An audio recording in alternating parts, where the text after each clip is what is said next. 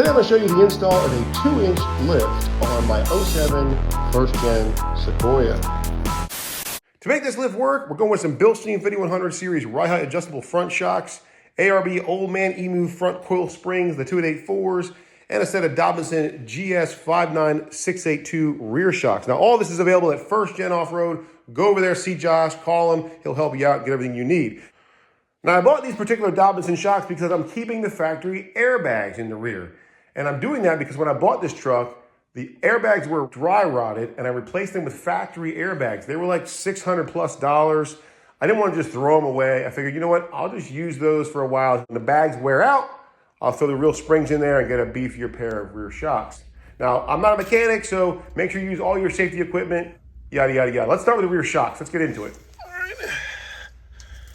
Now, here's the shaft and the bolt is up here. And I have this problem. I finally got it holding this clamp. I finally got this thing to move.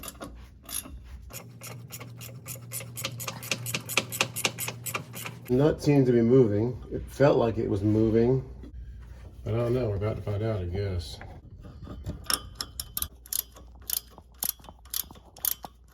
That's no good. Just turn the whole shaft.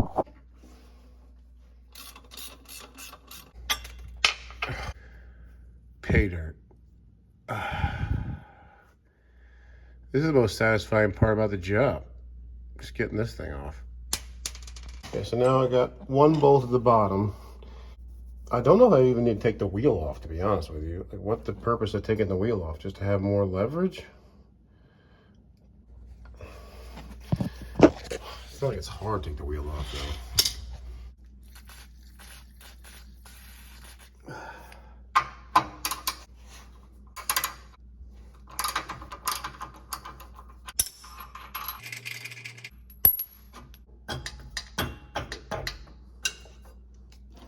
Right.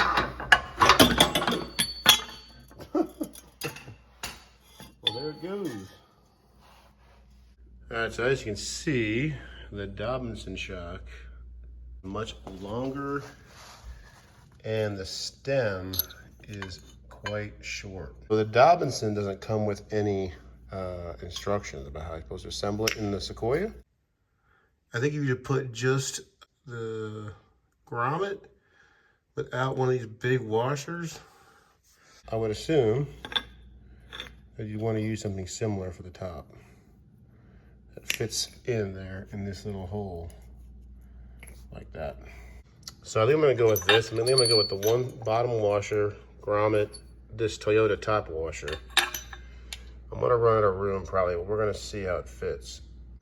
Have that extra isolator in there. He's out.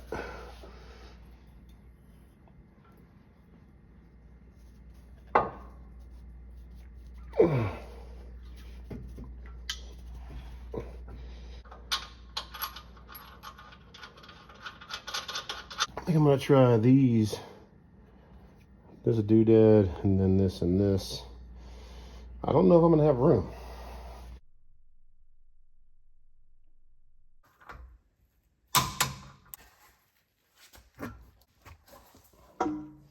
Okay, driver's side doesn't want to come off, so I've got this C-clamp here wedged up against the frame, and I've tightened it down pretty snugly, so much that this thing is starting to bend a little bit. See if I can't help bring this thing loose. And it's just working its way around the frame, which is just bizarre. Come on, son of a... Finally, dude. That's the ticket right there. C-clamp wedged up against the frame. Very tight. Finally broke free. Whew. Shock. Take this big boy. Shove him up here. Little tricep workout here. I'm about to use a mallet to get this one on now.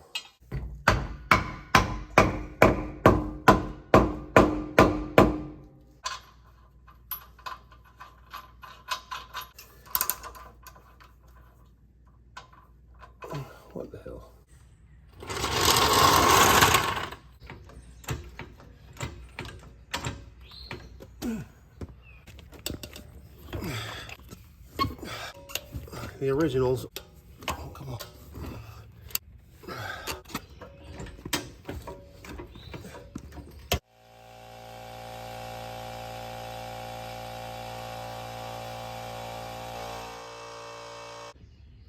$19mm. Let's see if we just can't break it loose. Oh yeah.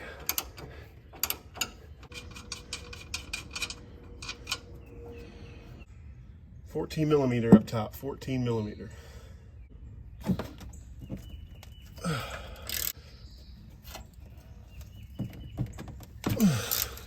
No joke in the back there. A little bit of lift on the lower ball joint.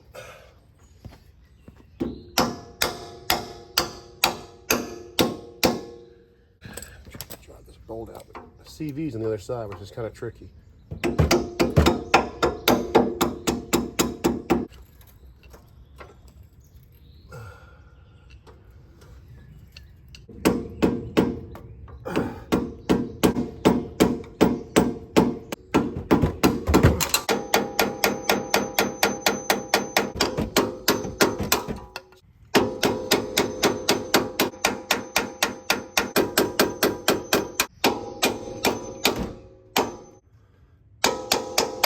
Jeez.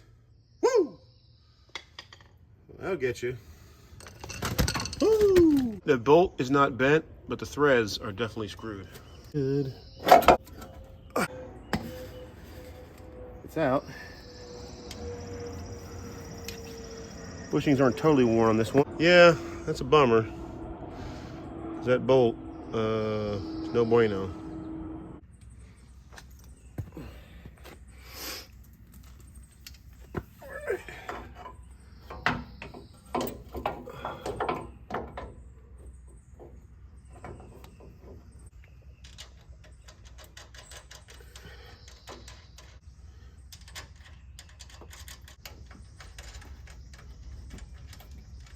What I have now here is this is not lined up, so I'm going to need to turn it.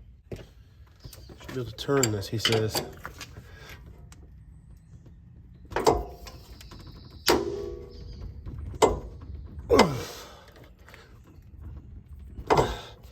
This thing is under an enormous amount of pressure. I don't like doing that.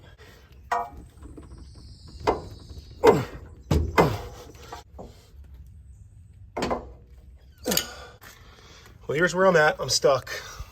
This thing won't go in here. It's at a camber. It's crooked. I've got brake lines in here in the way. I don't have anywhere to pitch against it. I really don't know what else I'm supposed to do. So, all right, so I got the bolt in this far using a pair of, what, these channel locks or... Anyways, tweaking this a bit, I'm able to turn it enough where I could get that bolt through. The problem I have is here, I'm trying to twist it this way and I'm running into the caliper. So I don't have a lot of room or really anywhere to go.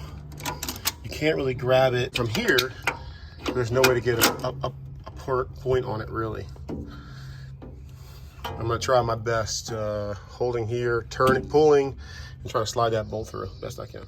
I got the bottle jack up here, pushing the upper control arm down. And I'm gonna tweak this thing here, see if I can slide the bolt in. All right, sports fans, that worked. I was able to pull it enough to get it through there. Obviously, you can see this is close to the CV boot. It's not close enough where it's gonna affect it. Tighten this bad boy up. You don't wanna torque it in the air, torque it on the ground. It's be 100 foot-pounds, so we're just gonna make it snug and then. These should be up to 47 foot-pounds of torque, according to what I have seen. I've seen 37, I've seen 47. Probably 47 is the better way to go. Just hand tighten them for right now.